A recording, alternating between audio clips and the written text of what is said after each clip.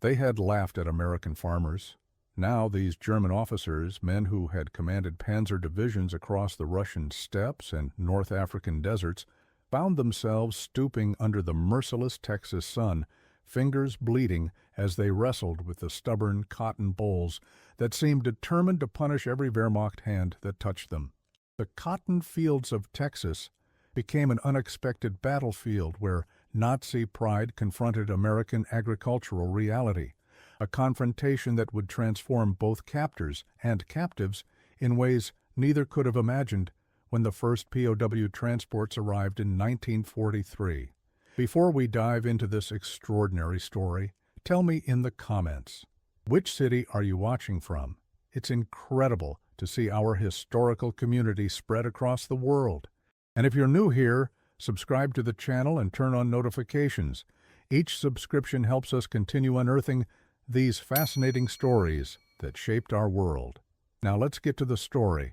As Allied forces gained momentum against Axis powers in 1943, a peculiar problem emerged on American shores: what to do with the growing number of German prisoners of war. The solution came in the form of approximately 500 POW camps established across the United States, with Texas receiving a disproportionate share, nearly 70 facilities holding over 50,000 prisoners. This massive influx coincided with a critical labor shortage as American men left farms for battlefields, creating an agricultural crisis in the Cotton Belt that stretched from East Texas to the High Plains. The scene at Camp Hearn, Texas, on May 12, 1943, captured the stark contrast of worlds colliding. As the train doors opened, revealing the first contingent of 250 German prisoners, local onlookers gathered in silent curiosity. The prisoners, many still wearing the desert uniforms of Rommel's Afrika Korps, descended into a landscape utterly foreign to them. The humid air hung heavy with unfamiliar scents: cattle, cotton, and the distinctive earthy aroma of Texas farmland after spring rain. One prisoner, Unteroffizier Karl-Heinz Weber, later recalled in his diary, "We stepped from the train into another world. The heat struck like a physical blow. I had experienced North African heat, but this was different. It clung to you, made it difficult to breathe. And, stretching all around us, fields of white that seemed to go on forever." These men represented Hitler's finest, officers and soldiers from elite units, many decorated for valor on the Eastern Front or in the North African campaign. Their military bearing remained evident as they formed orderly lines under the watchful eyes of American guards. Yet behind their disciplined facades lay uncertainty. The Geneva Convention provided clear guidelines for their treatment, but what would their daily existence entail in this strange corner of America? The initial reception at Camp Hearn and similar facilities across Texas followed strict military protocol. The processing was efficient but humane. Medical examinations, registration, issuance of POW uniforms, and assignment to barracks. The camps themselves were Spartan but adequate. Rows of wooden barracks surrounding central parade grounds, encircled by guard towers and barbed wire. To the prisoners' surprise, the accommodation standards often matched those of American military personnel. The camps featured canteens, medical facilities, recreation areas, and even makeshift theaters where prisoners could stage performances or watch films. Lieutenant Colonel Wilhelm Meinecke, captured at El Alamein, noted in a letter permitted through censors, "The Americans treat us correctly. We have sufficient food, clean quarters, and are allowed to organize ourselves along military lines. This is not what Goebbels had prepared us to expect." This initial assessment would prove important in the psychological journey these men would undertake. Within the camps, a hierarchical society quickly formed, mirroring the military structure to which the prisoners were accustomed. Senior officers maintained discipline among their subordinates, organized daily routines, and served as intermediaries with American authorities. The Americans, pragmatically, allowed this self-governance within limits, recognizing its efficiency in maintaining order. Camp commanders like Major Clyde Smith at Camp Swift in Bastrop County established working relationships with their German counterparts based on mutual respect for military protocol. As spring turned to summer in 1943, the critical labor shortage in Texas agriculture reached crisis proportions. Cotton, the economic lifeblood of many Texas communities, required intensive manual labor for harvest, labor that had vanished with the war effort.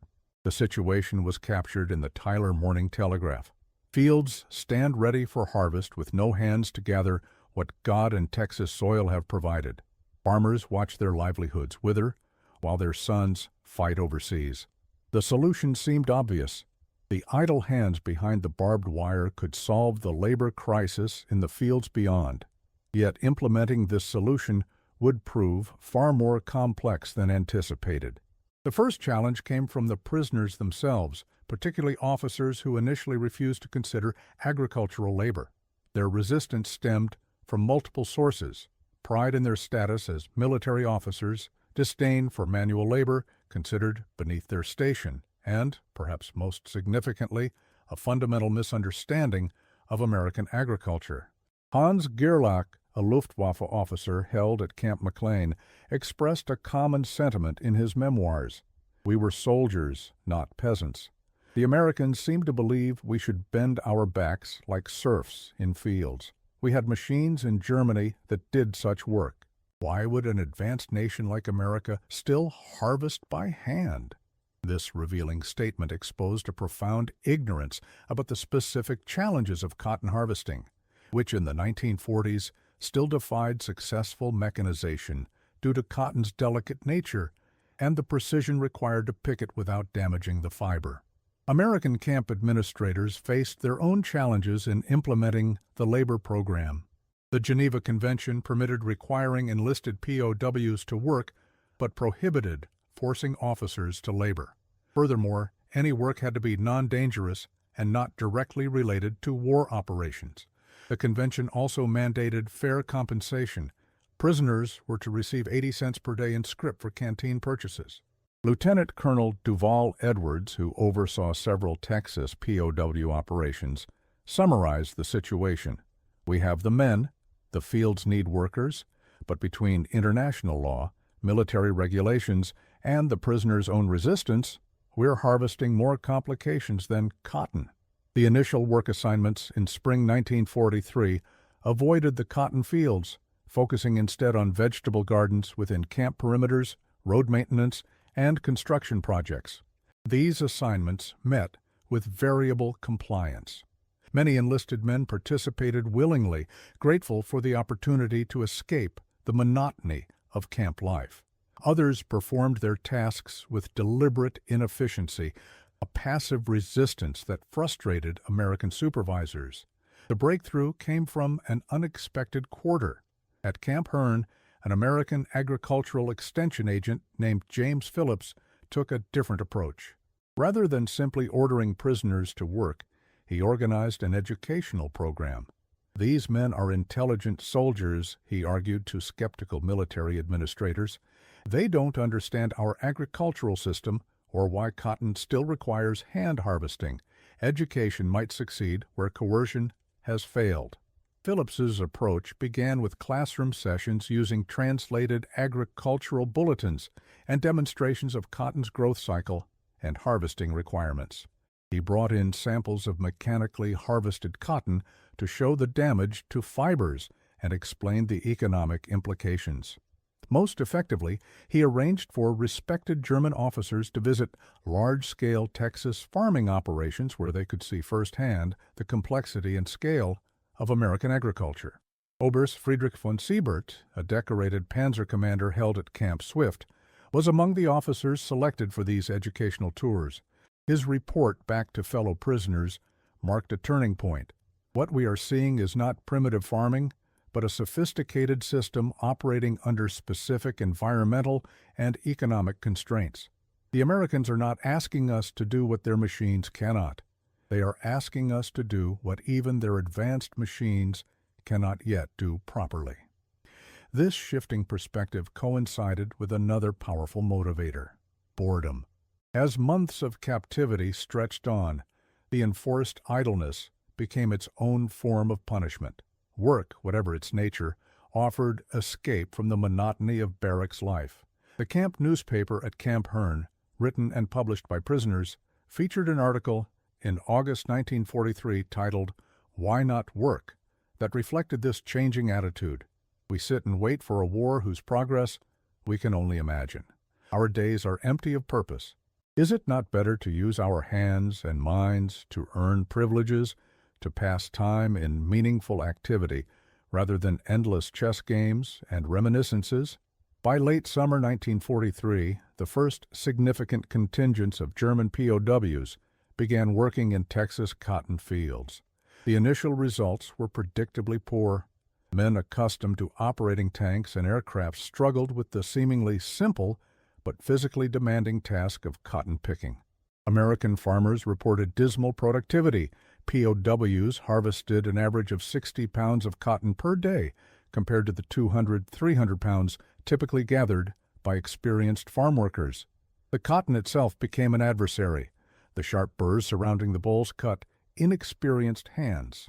The stooping labor under the Texas sun caused heat exhaustion among men still acclimated to European or North African conditions.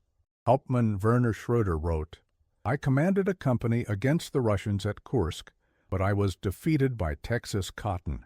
My back screams in pain, my fingers bleed, and after 10 hours I have gathered what a local child could collect in 2." Yet adaptation began quickly. German military discipline and organization asserted themselves in the fields. Prisoners began developing methodical approaches to cotton picking, applying the same analytical thinking that had made the German military initially so effective. Work teams organized themselves by height to tackle different levels of cotton plants. Informal competitions between barracks fostered improved techniques. By October 1943, average productivity had more than doubled. The most significant development came when American authorities implemented a quota system with incentives.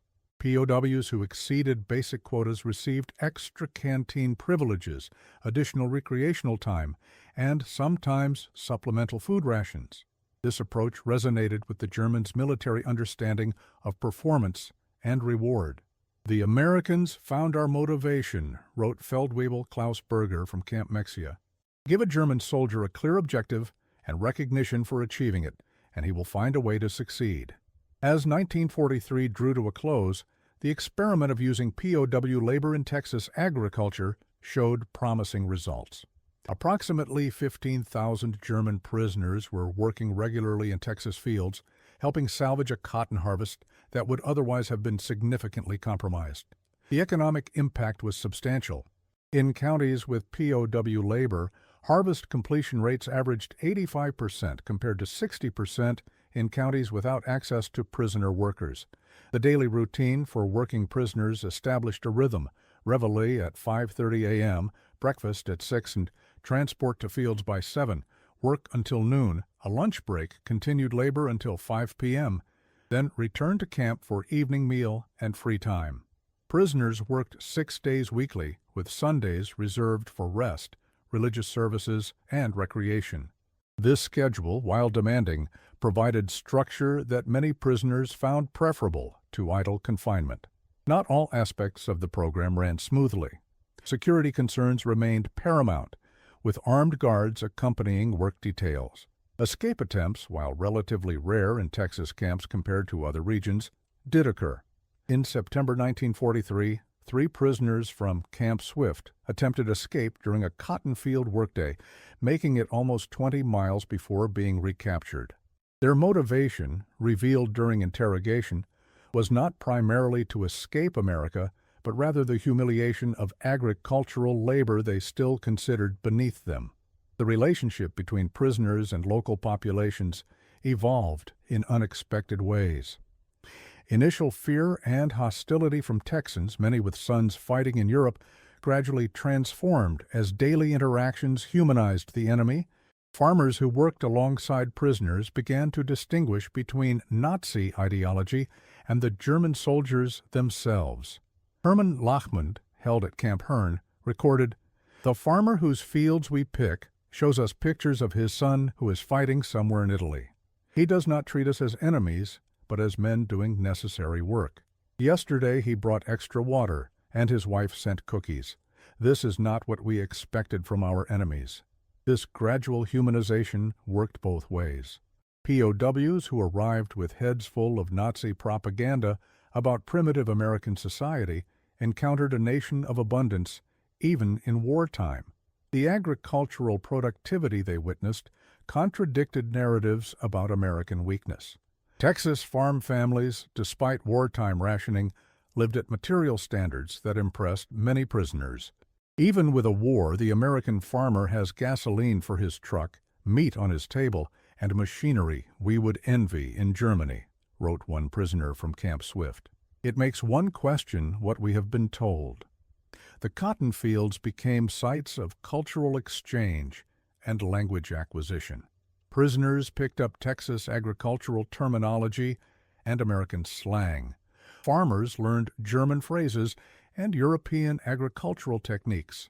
Some prisoners introduced German precision farming methods that interested progressive Texas farmers. This exchange of knowledge, unplanned and unofficial, represented a form of agricultural diplomacy amid global conflict.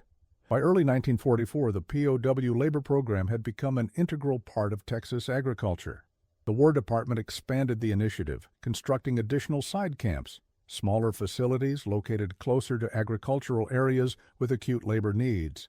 These satellite operations, administratively connected to main camps but physically dispersed, allowed prisoners to work in more remote farming communities without lengthy daily transportation. The spring planting season of 1944 saw German POWs not only harvesting but also participating in the full agricultural cycle, clearing fields, planting, cultivating, and irrigating. Their involvement expanded beyond cotton to include other Texas crops, vegetables, peanuts, rice, and fruits. This broadened participation reflected both the success of the program and the increasingly critical labor shortage as the war intensified and more American men joined the military. The diversification of agricultural work revealed aptitudes among different prisoner groups. Former farmers from rural Bavaria and Saxony demonstrated natural skill with livestock and dairy operations. Urban Germans often excelled at operating and repairing farm machinery, applying mechanical knowledge from civilian or military experience. Camp administrators began matching prisoners to tasks based on pre-war occupations and demonstrated skills, further improving productivity. As Allied forces achieved major victories in Europe following the D-Day landings, the mood in Texas POW camps shifted. News of German military setbacks filtered through official channels and contraband radios. Some prisoners doubled down on Nazi ideology, clinging to fantasies of ultimate victory. Others began quietly considering their post-war futures. The cotton fields offered a space for reflection away from barracks, politics, and surveillance. Gottfried Hansch, captured at Anzio and held at Camp Brady, expressed this contemplative quality in a poem smuggled out through a sympathetic guard. Between rows of white that stretched to the horizon, under a sky bigger than memory can hold, my hands work while my mind wanders, across oceans to a Germany I may no longer recognize, when I return to a home transformed by defeat.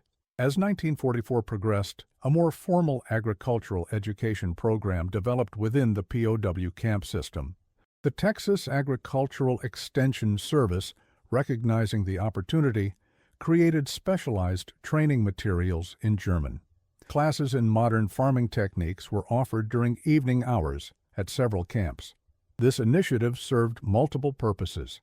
It improved current work efficiency, provided intellectual stimulation for prisoners, and potentially prepared them for productive roles in post-war Germany. Over 2,000 prisoners completed structured agricultural courses, receiving certificates documenting their training. Not all interactions in the cotton fields were positive. Incidents of sabotage occurred, prisoners deliberately damaging crops or equipment, working with calculated inefficiency, or planting Nazi propaganda among sympathetic ethnic German communities in Texas. Camp authorities responded with a careful balance of discipline and incentives. Troublemakers faced restricted privileges while cooperative prisoners received expanded freedoms. This carrot-and-stick approach gradually marginalized hardline Nazi elements among the prison population. The most serious incident occurred in August 1944 at a cotton farm near Camp Mexia. A group of 7 prisoners, all identified as committed Nazi Party members, attacked their American guard and attempted to destroy a cotton gin. They were quickly subdued by other prisoners who had developed a stake in their good relationship with the farm owner. This self-policing by prisoners became increasingly common as moderates recognized their well-being depended on successful cooperation. As harvest season approached in autumn 1944, the POW agricultural program faced its greatest test. The year's cotton crop was exceptionally bountiful, intensifying harvest pressure.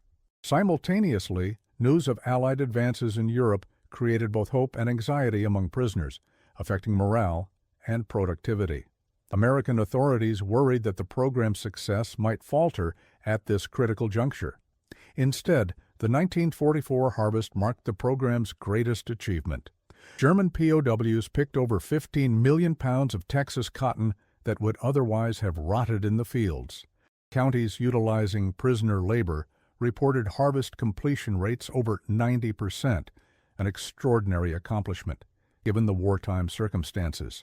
Economic analyses conducted by the War Department estimated that POW labor contributed approximately $20 million, $300 million current value, to the Texas agricultural economy in 1944 alone.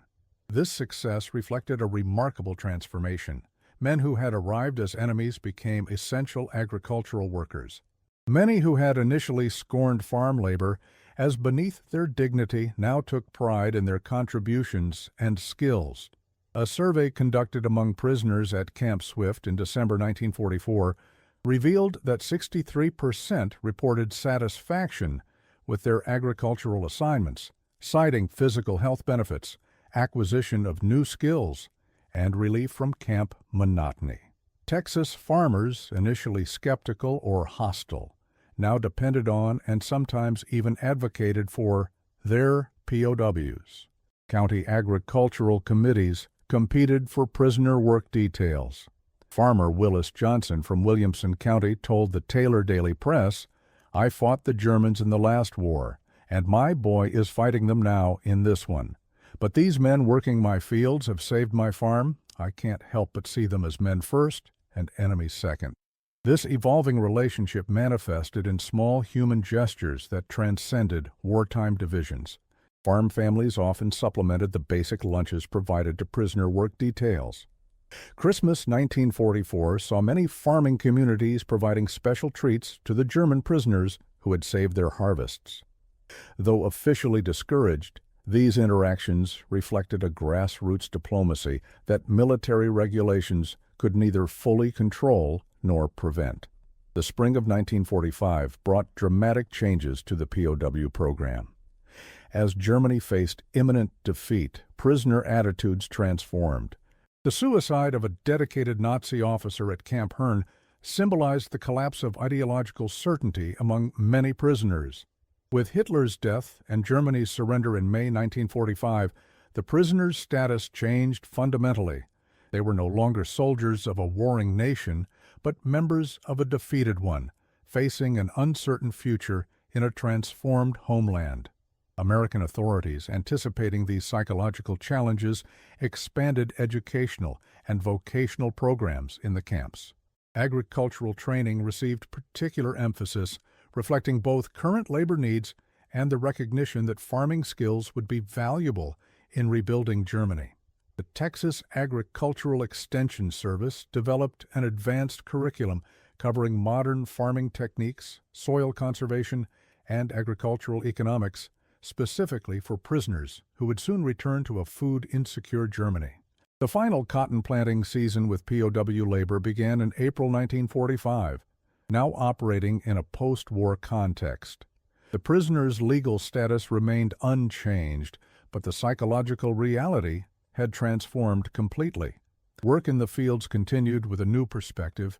Many prisoners now saw agricultural knowledge as valuable preparation for civilian life, rather than an imposed hardship.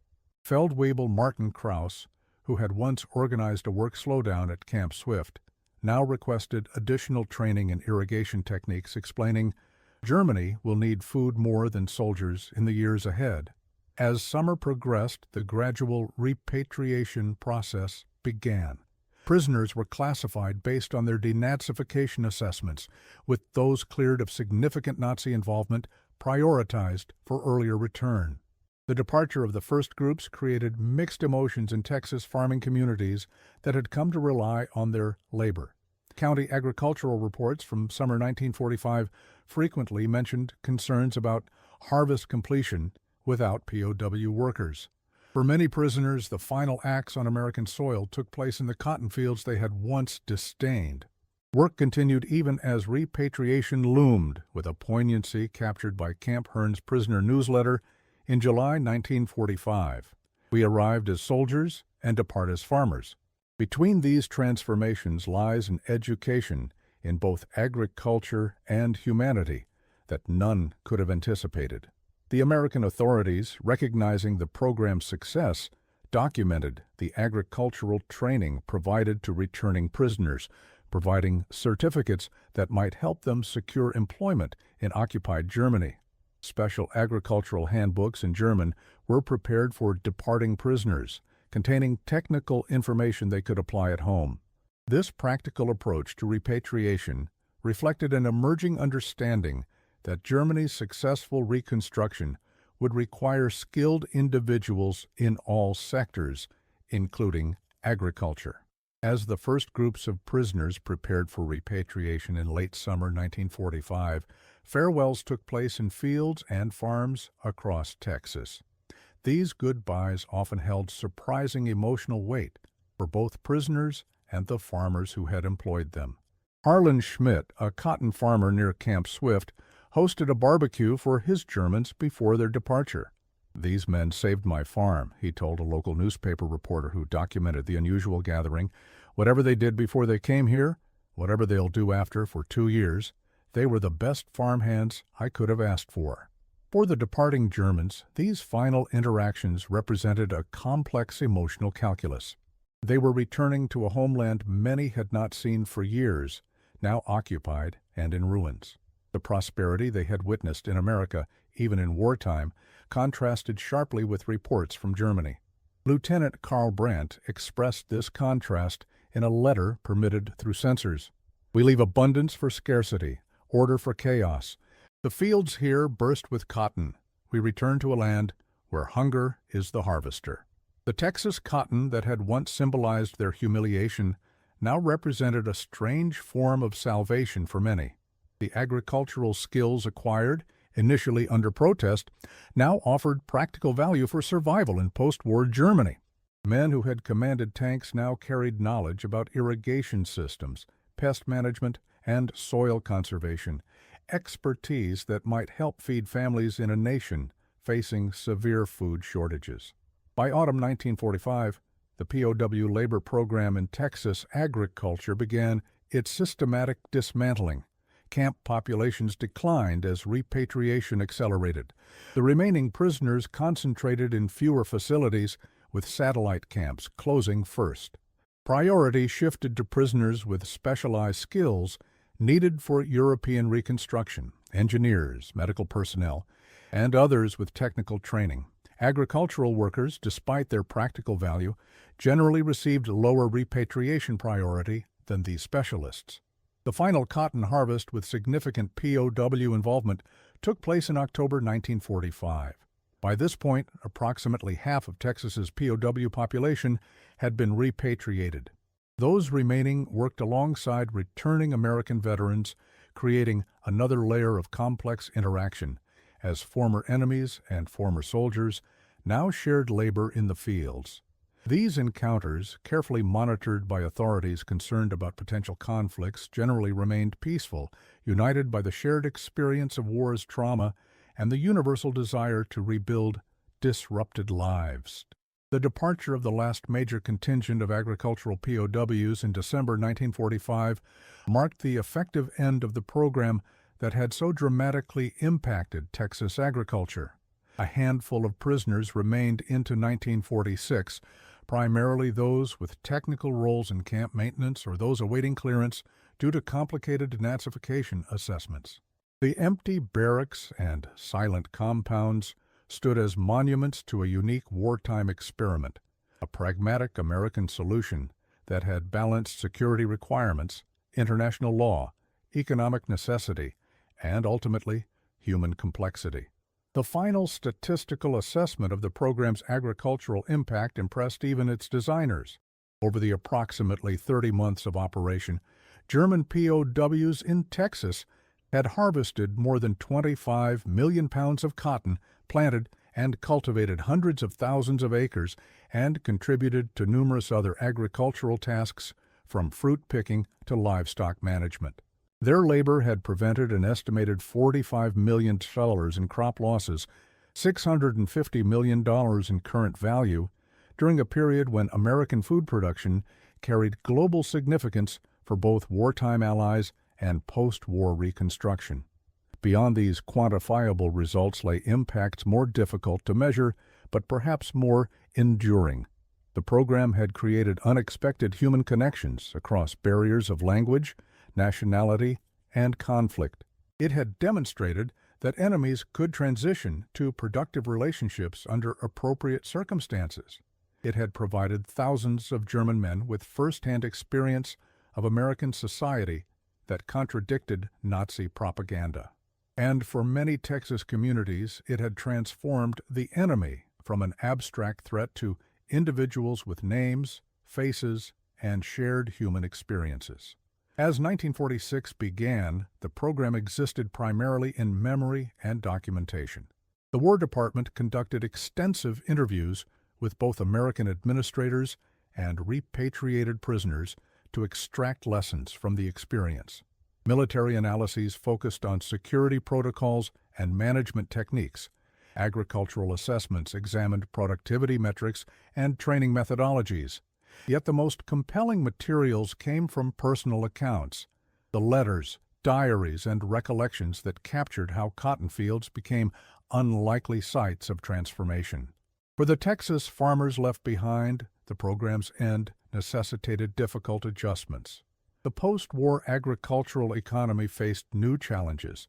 Returning veterans often sought opportunities beyond farming, mechanization accelerated out of necessity, and crop patterns shifted in response to changing markets.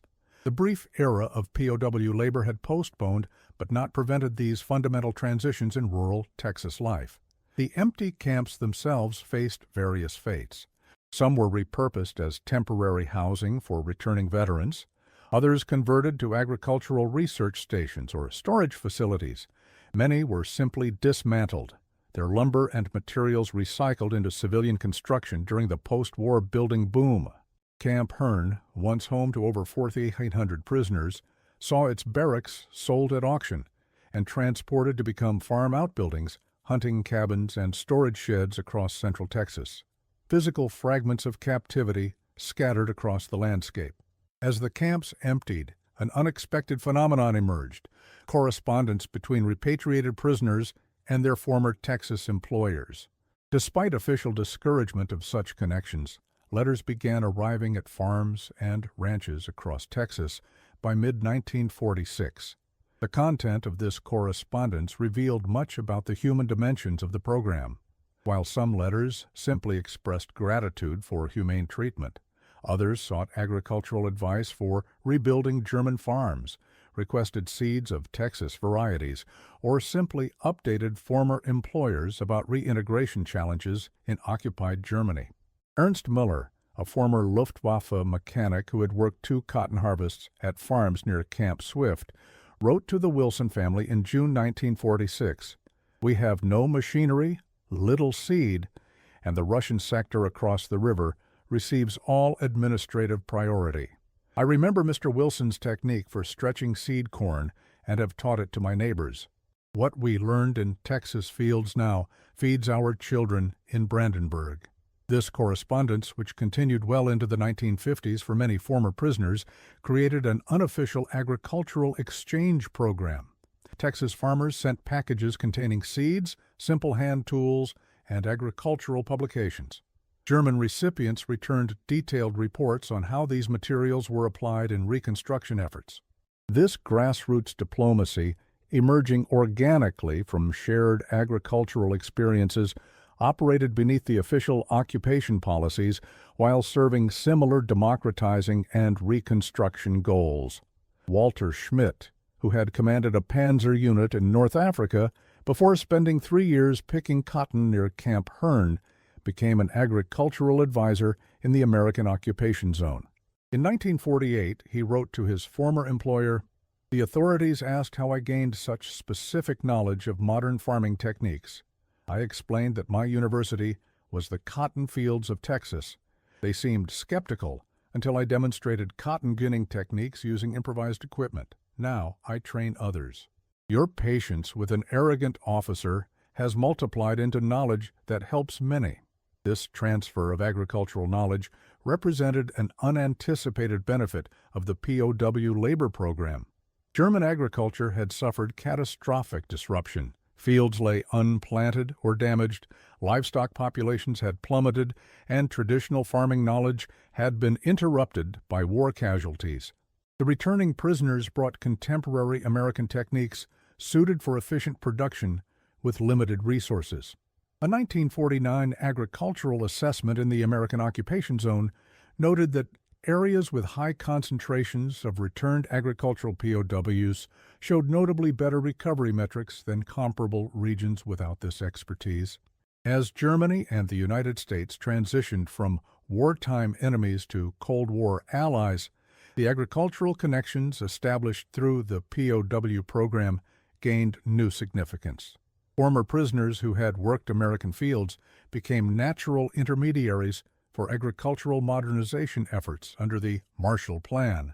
Their first-hand familiarity with American farming methods and equipment facilitated technology transfer and adoption of new techniques. Several former POWs became agricultural extension agents in West Germany, directly applying organizational models they had observed in Texas. For Texas communities, the departure of the German prisoners coincided with accelerating agricultural mechanization. The labor shortage that had necessitated POW workers now drove rapid adoption of mechanical cotton harvesters and other equipment.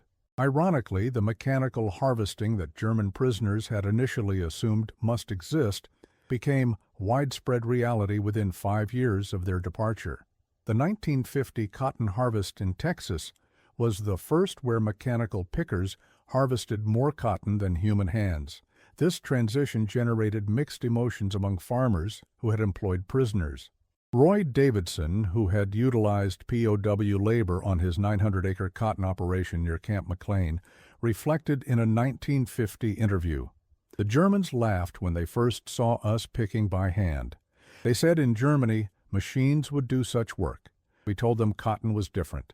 Now we have these new pickers rolling through our fields, and I sometimes think about those boys and how they'd probably say, 'I told you so.'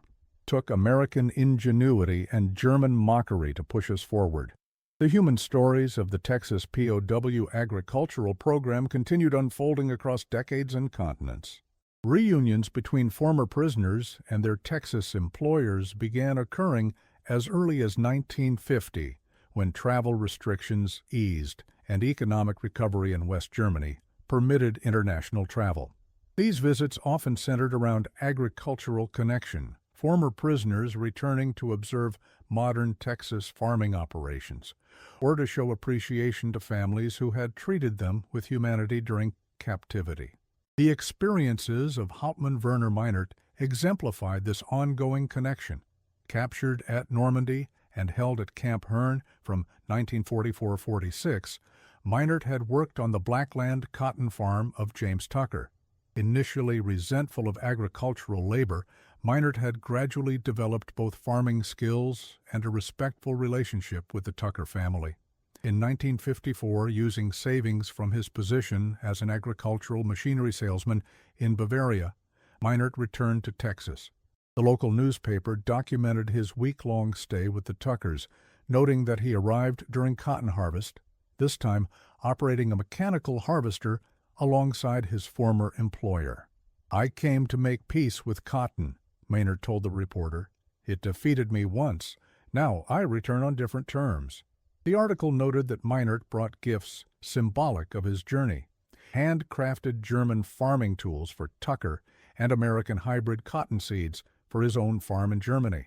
This exchange represented the personal diplomacy that had emerged from the program, a relationship between former enemies now united by agricultural bonds. Not all post-war experiences proved so positive. Some returning prisoners faced significant challenges reintegrating into German society. Their years in America had changed them in ways that complicated their return. They had witnessed American prosperity firsthand, raising questions about Nazi claims of superiority. They had experienced relatively humane treatment from nominal enemies, challenging wartime propaganda. Perhaps most significantly, they returned to a defeated, divided Germany, fundamentally transformed from the nation they had left. For some, the agricultural knowledge gained in Texas became a lifeline during these difficult adjustments. Carl Weiss, who had picked cotton near Camp Swift for 2 years, returned to find his family's farm in Saxony, now within the Soviet occupation zone. In a 1951 letter smuggled to his former Texas employer, he wrote, "The collective farm administrators were suspicious of my American techniques until the results became undeniable. Now I train others. I do not mention where I learned these methods. Some truths remain dangerous here." The contrasting experiences of prisoners who returned to Western versus Eastern occupation zones highlighted the emerging Cold War divisions. Those in Western zones often openly credited their American agricultural training, sometimes receiving official recognition for contributing to Reconstruction. Those returning to Soviet-controlled areas typically concealed the American origins of their knowledge, presenting it as general expertise gained despite, rather than because of, their captivity. Academic interest in the POW agricultural program emerged by the mid-1950s as historians and sociologists began documenting this unique wartime intersection. Researchers from universities in both Texas and West Germany conducted interview projects, collecting oral histories from former prisoners and their American employers. These academic efforts preserved first-hand accounts that might otherwise have been lost to time and changing priorities. The Oral History Project conducted by Texas A&M University between 1957 to 1962 proved particularly valuable, recording detailed interviews with over 200 former prisoners and a similar number of Texas farmers. These interviews revealed patterns in how the program had influenced both groups. Former prisoners consistently mentioned 3 transformative aspects of their Texas experience: witnessing American agricultural productivity that contradicted Nazi propaganda about American weakness, experiencing relatively humane treatment that challenged dehumanized images of the enemy, and acquiring practical skills that proved unexpectedly valuable after repatriation. The Texas farmers similarly identified lasting impacts: overcoming initial hostility to see prisoners as individuals rather than abstract enemies, gaining exposure to European agricultural techniques through prisoner suggestions, and developing more sophisticated understandings of German society and culture through daily interactions. Researcher Dr. Elizabeth Hoffman concluded, "The cotton fields created conditions for what we might call agricultural diplomacy, a pragmatic relationship centered on shared work that transcended, without erasing, wartime divisions." By the early 1960s, as Cold War tensions intensified, the POW agricultural program gained renewed attention as an example of successful re-education and democratization. American occupation authorities in West Germany commissioned a study tracking the post-war trajectories of former POWs who had participated in agricultural work programs.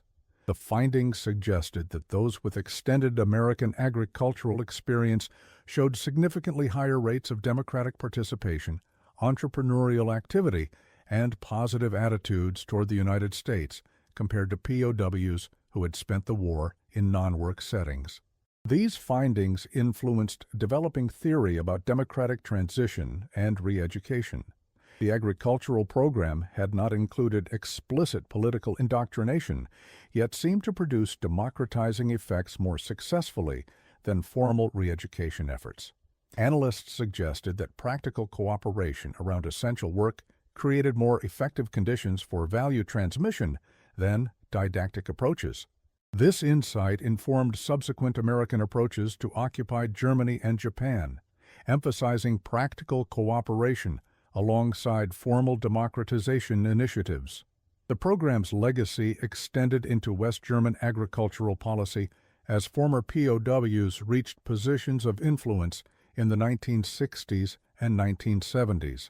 Agricultural modernization efforts reflected specific American approaches first encountered in Texas fields.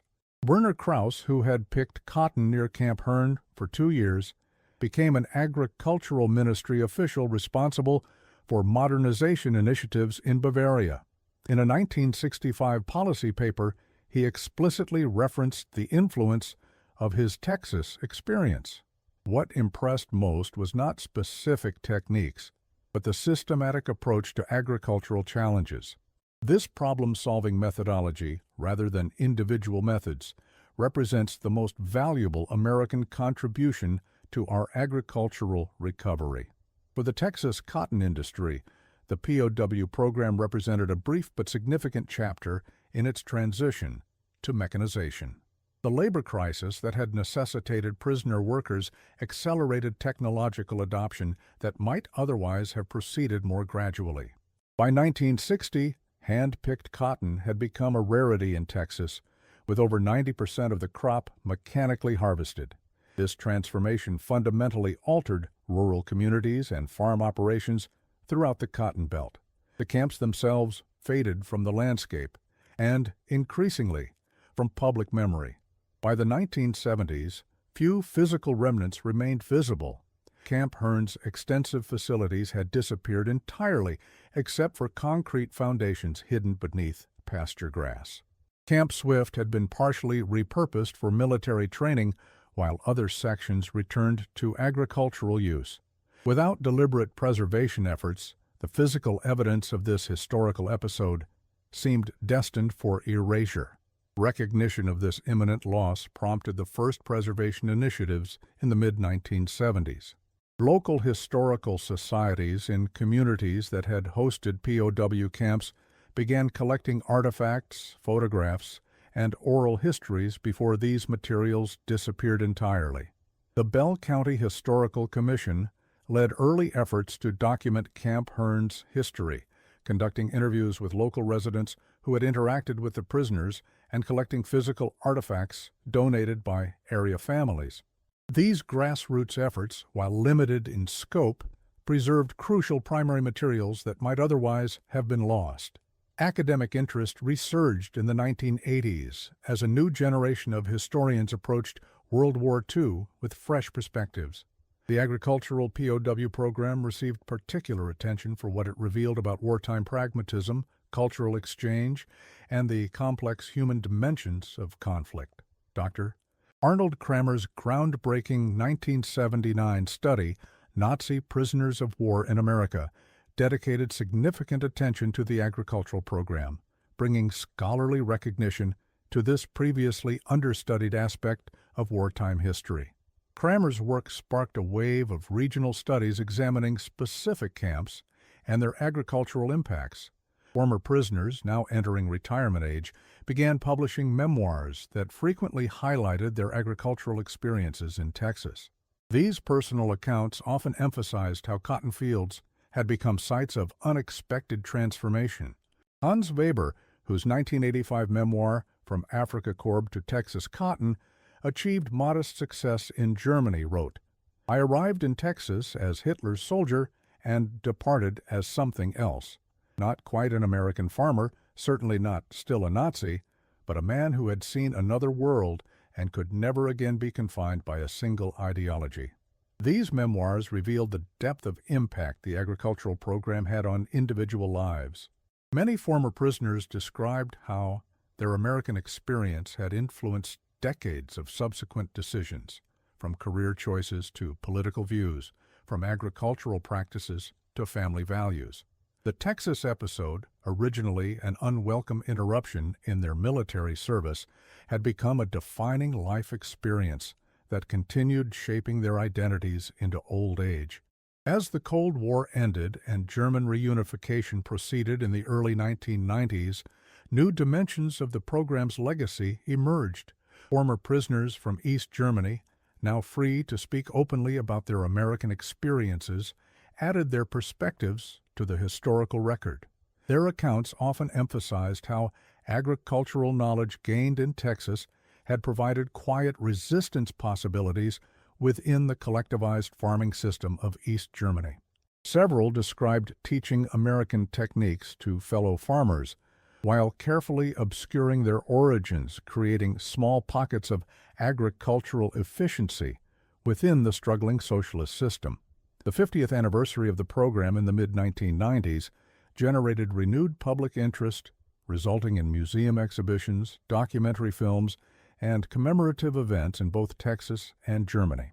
The Texas Historical Commission developed a traveling exhibition titled Enemies on the Home Front, German POWs in Texas Agriculture, which toured communities that had hosted camps. This public history initiative reached audiences beyond academic circles, introducing many younger Texans to a chapter of regional history that had faded from common knowledge. In Germany, the agricultural connection featured prominently in 50th anniversary commemorations of the war's end. Several German agricultural universities organized symposia examining how POW experiences had influenced post-war farming practices. These events often included elderly former prisoners sharing first-hand accounts of their Texas agricultural education.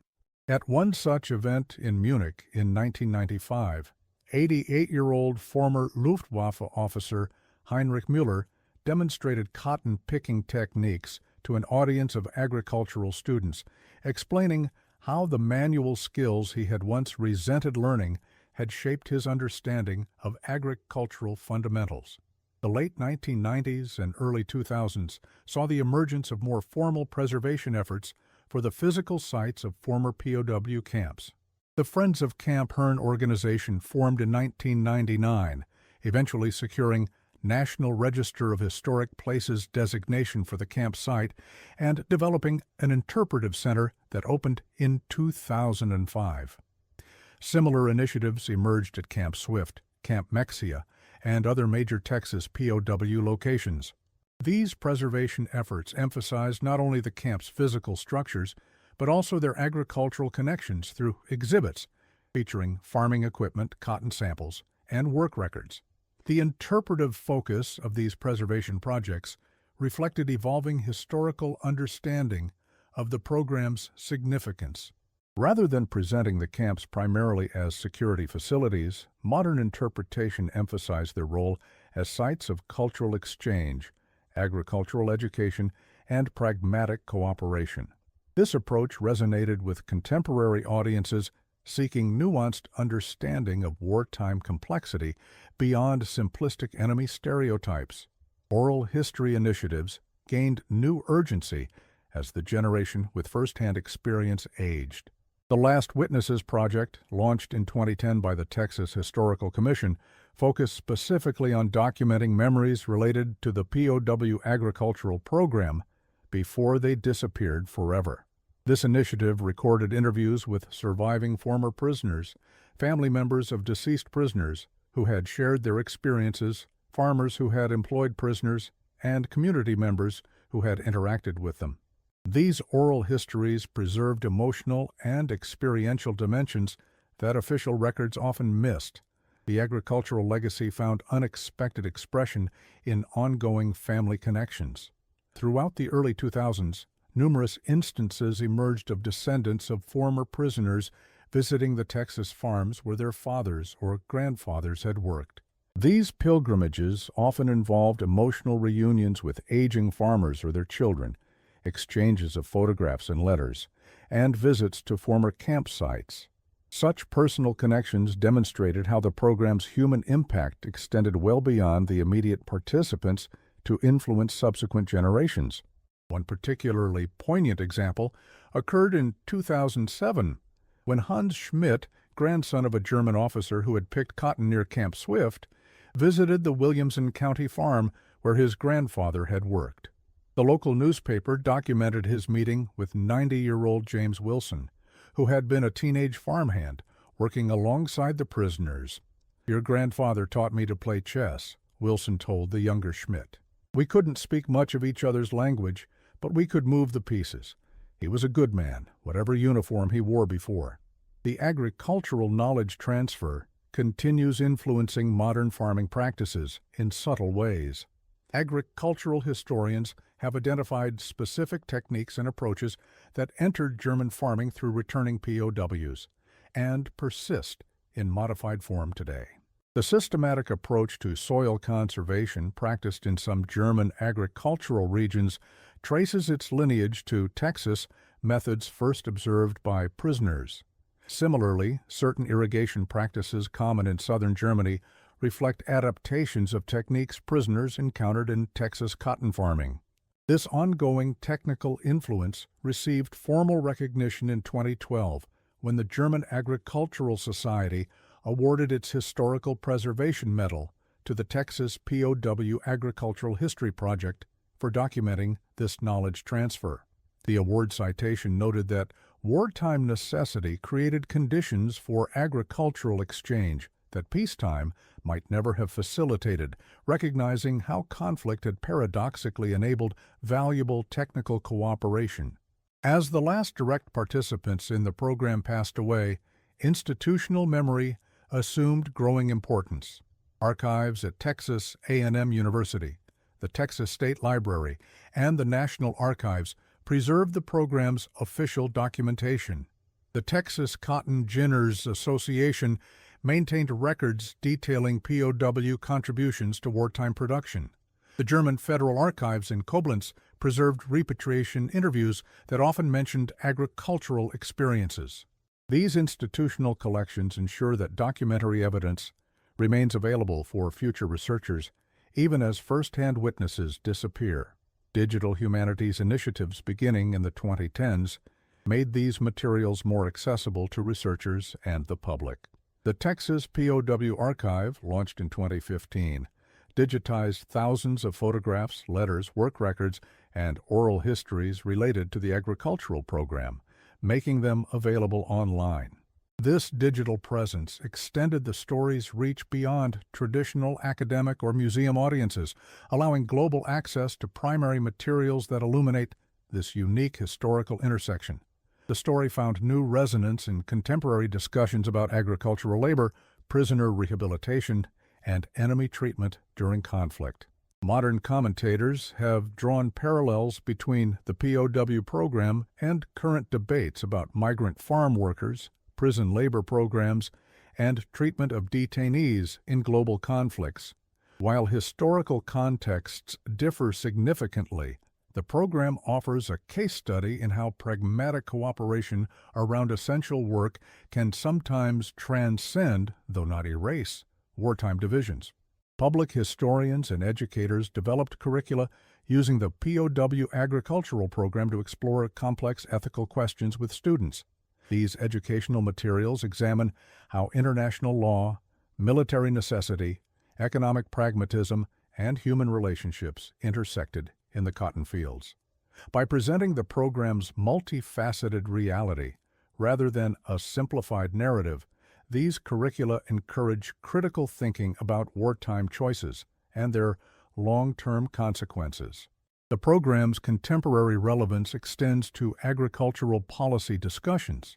As modern agriculture faces challenges of labor shortages, technological transition, and cultural adaptation, the POW experience offers historical perspective on managing rapid agricultural change.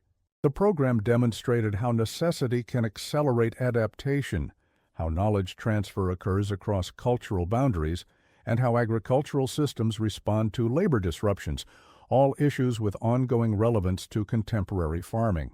For modern Texas cotton communities, the POW story represents a crucial transition point in their agricultural history.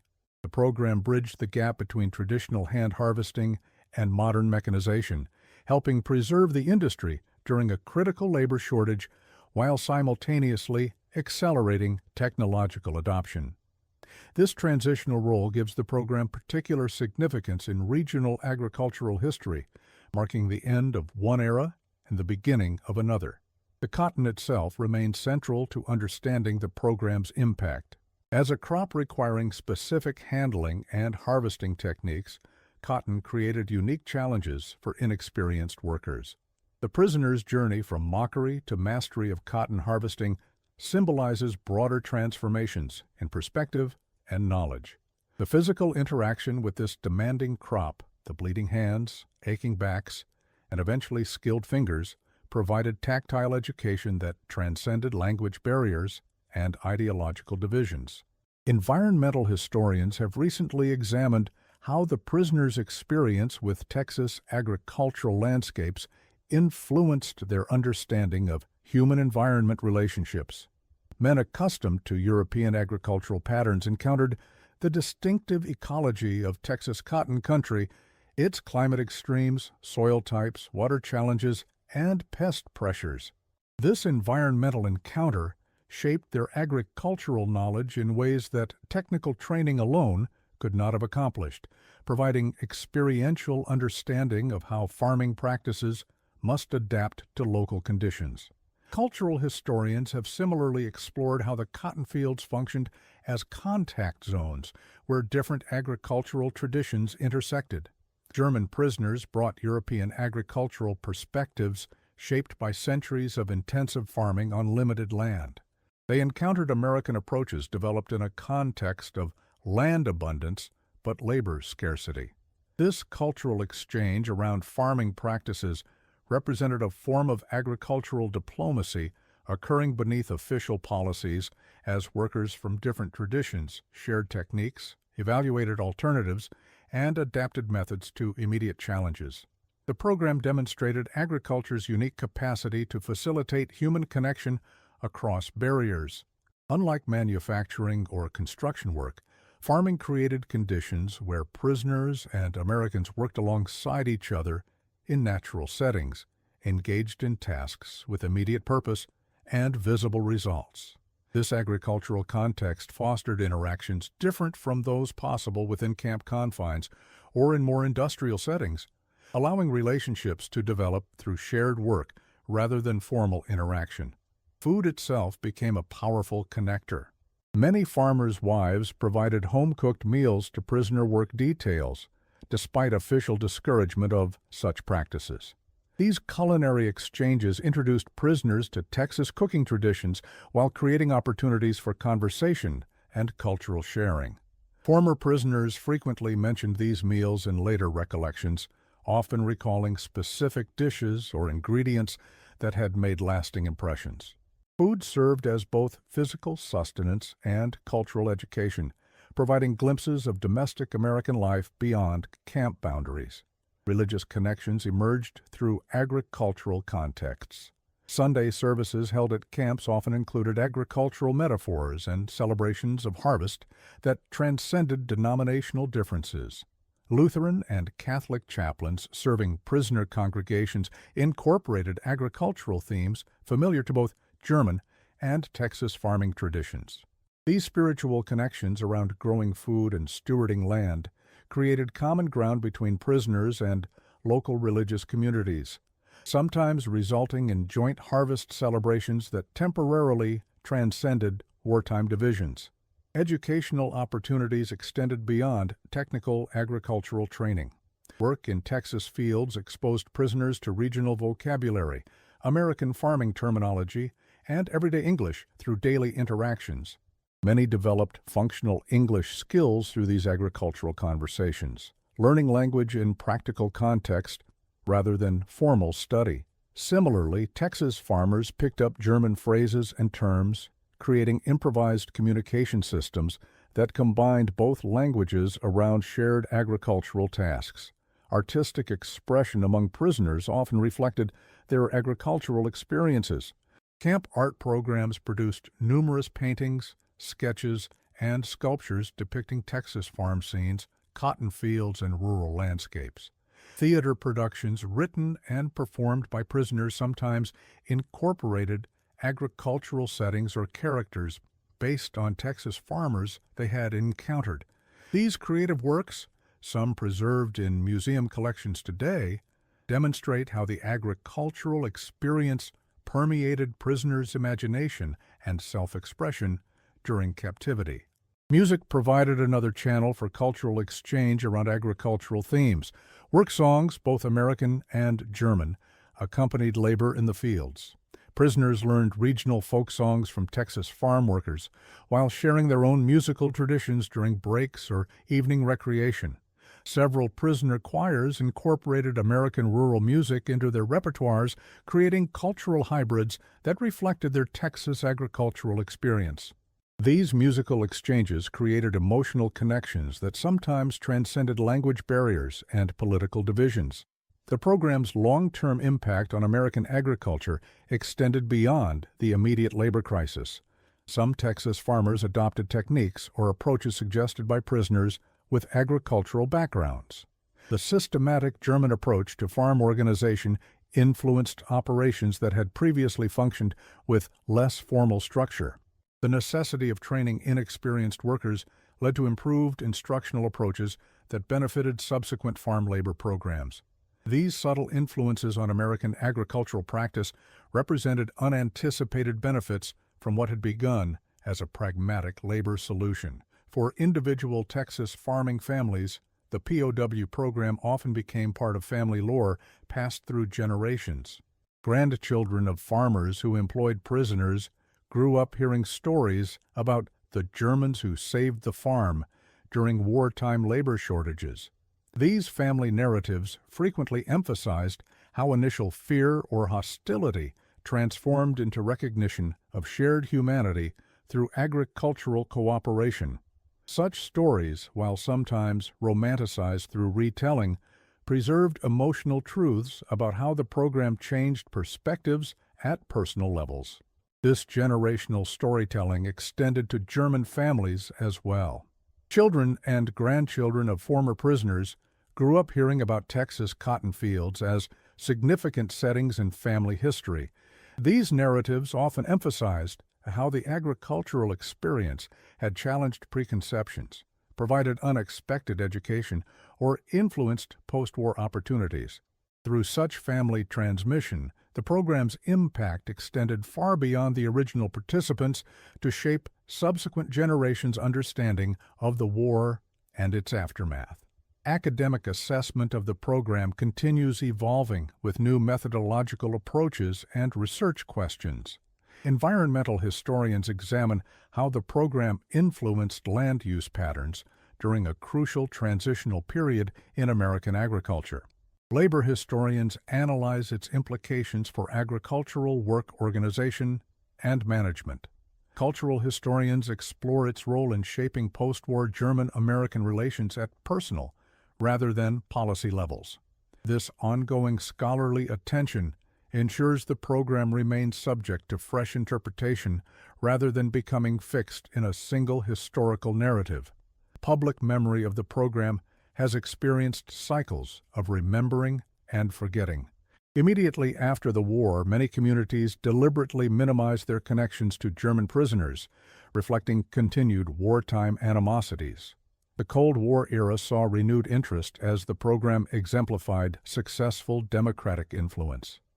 The 50th anniversary generated commemorative attention that subsequently waned. Recent years have seen renewed interest connected to broader reassessment of World War II's complexity beyond combat narratives. These memory cycles reflect changing national needs and perspectives regarding wartime history. Museum exhibits about the program have evolved from focusing primarily on security aspects to emphasizing human relationships and agricultural impacts. Early interpretations typically presented the camps as secure detention facilities, with agricultural work as a secondary feature. Modern exhibitions center agricultural cooperation as the program's defining characteristic, examining how shared work created conditions for changing perspectives. This interpretive shift reflects broader historiographical movement toward social and cultural dimensions of wartime experience beyond military operations. The physical landscapes where prisoners worked have undergone dramatic transformation since the 1940s. Cotton remains an important Texas crop, but mechanical harvesting, modern varieties, and chemical management have fundamentally altered cultivation practices. Fields once worked by hand now rarely feel human touch between planting and harvest. This agricultural transformation parallels broader changes in rural Texas: mechanization, consolidation of farm ownership, rural depopulation, and economic diversification. The landscapes hold memories increasingly difficult to access as physical contexts change. Documentary filmmakers have found compelling material in the program's human dimensions. Several regional and national productions have explored the POW agricultural experience, using interviews with participants, archival footage, and modern footage of relevant locations. These documentaries typically emphasize the transformative impact of agricultural work on both prisoners and local communities, highlighting how initial hostility often evolved into pragmatic cooperation and sometimes lasting connection. Through visual storytelling, these productions make the program's complex history accessible to broader audiences. Literary treatments have similarly found rich material in the program's human complexity. Several novels and short stories have used the Texas POW agricultural setting to explore themes of enemy contact, cultural exchange, and wartime moral complexity. These fictional treatments, while taking creative liberties with historical details, often capture emotional and psychological dimensions that documentary sources may miss. Through imaginative engagement with the program's human dilemmas, literature offers another avenue for preserving and interpreting this historical experience. The program offers valuable perspective on rehabilitation through productive labor. Without explicitly therapeutic intent, agricultural work provided prisoners with purposeful activity, skill development, physical exercise, and tangible results. Many former prisoners later described how field work, despite its initial challenges, provided psychological benefits during captivity, structure amid uncertainty, accomplishment amid powerlessness, and connection amid isolation. These accounts suggest how meaningful work itself, rather than formal rehabilitation programs, can support psychological resilience during confinement. For contemporary prison reform discussions, the program provides historical perspective on how productive labor might function within incarceration settings. The voluntary nature of officer participation, incentive systems rather than punishment, skills training with post-release value, and connection to essential social needs, food production, all offer potential insights for modern approaches to prison labor. While historical contexts differ significantly, the program demonstrates possibilities for incarcerated labor that serves both societal needs and participant rehabilitation. The agricultural focus created opportunities for prisoners to contribute meaningfully to essential wartime needs without engaging in military-related production prohibited by the Geneva Convention. Food production represented unambiguously legitimate work that benefited both the war effort and post-war reconstruction without compromising international legal standards. This balance between security requirements, legal compliance, and meaningful productivity offers insights for managing detained populations during conflict while respecting international humanitarian law. The program's success in avoiding significant security incidents while operating in civilian agricultural settings demonstrated effective risk management approaches. The pragmatic security protocols, appropriate guard ratios, incentive systems rewarding good behavior, careful prisoner selection for outside work, and graduated privilege systems created conditions where agricultural productivity and security requirements could coexist. This balanced approach avoided both excessive restriction that would have prevented agricultural work and insufficient oversight that might have compromised community safety. Comparative studies examining POW labor programs across different Allied nations reveal distinctive aspects of the Texas agricultural approach. While Canadian logging operations and British agricultural programs utilized similar prisoner labor, the Texas cotton program demanded more specialized skills development and created more intensive interaction between prisoners and civilian populations.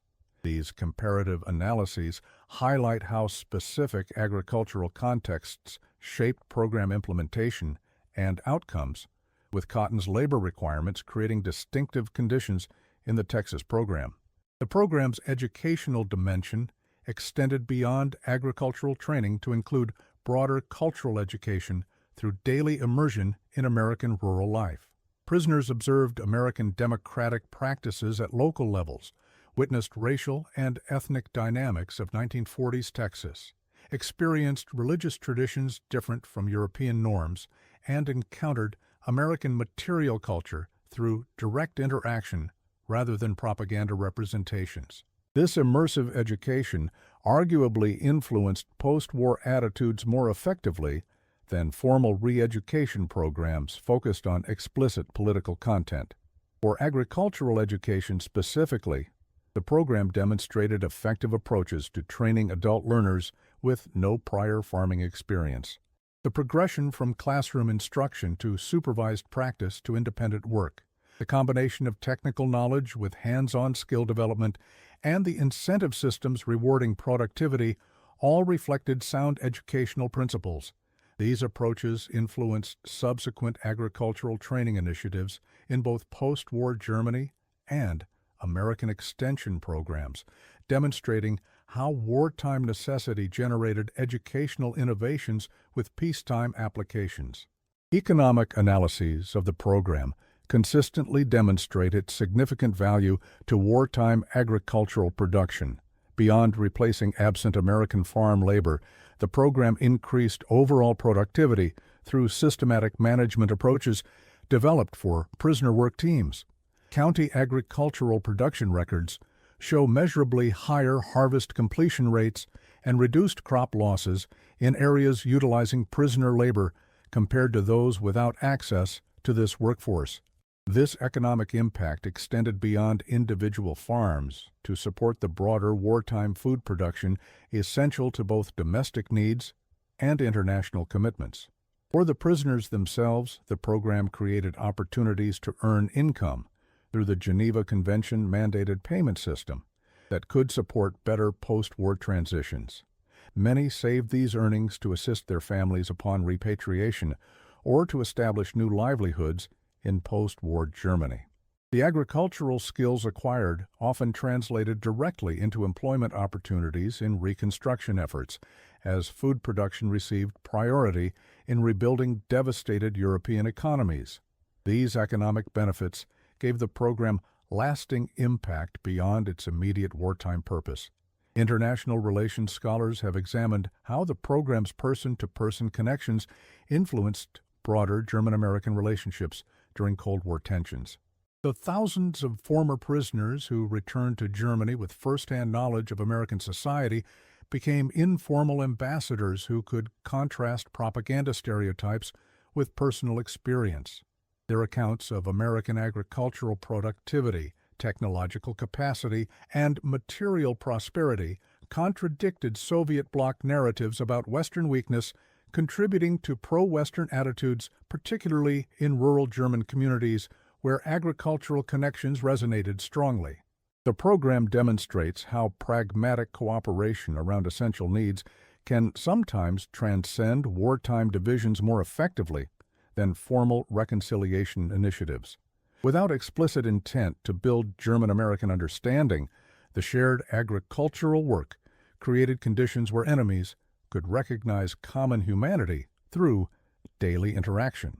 This informal reconciliation through shared purpose offers insights for post-conflict rebuilding efforts, suggesting how practical cooperation might complement formal peace processes in restoring human connections damaged by conflict.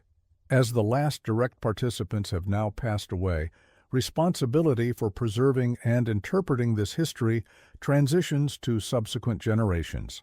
Memorial events marking the 75th anniversary in 2018-2020 included predominantly children and grandchildren of original participants rather than first-hand witnesses. These commemorations increasingly emphasize the program's contemporary relevance, its demonstration of how enemies can work together around essential needs, how agricultural knowledge transcends political boundaries, and how human connections can emerge in unlikely circumstances. The legacy lives on in unexpected places. A German variety of cotton developed from Texas seeds brought home by a former prisoner. Farming techniques in Bavaria that still reflect Texas influences, family friendships spanning generations and continents, museum collections preserving artifacts and documents, digital archives making primary sources globally accessible, and ongoing academic research exploring new dimensions of this complex historical episode. Through these diverse channels, the story of German POWs in Texas cotton fields continues informing our understanding of war's human dimensions beyond combat narratives. What began as a pragmatic solution to wartime labor shortages created an unexpected agricultural exchange program that influenced both German and American farming for decades afterward. Men who arrived as enemies became essential agricultural workers, then returned home carrying knowledge, experiences, and perspectives that helped rebuild a devastated post-war Europe. The cotton fields that initially symbolized their humiliation ultimately provided education, purpose, and human connection during a global conflict that too often destroyed all three. This transformation, from mockery to mastery, from enemies to agricultural colleagues, represents the program's most enduring legacy,